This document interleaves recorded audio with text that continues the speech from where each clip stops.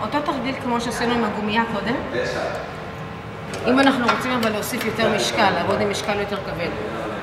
אנחנו צריכים להסביר שאנחנו יושבים רחוק, כך שהידית נמצאת מעבר לכפות הרגליים. אם השרירים שלנו קצרים מדי, אפשר לכפוף ברכיים או לשבת על מדרגה כמו שעשינו קודם. היי, גב ארוך ולדחוף אחורה. הנה, זה אני יכולה ללכת אחורה, כי אני לא רוצה להגיע למצב שאני עוברת לפה.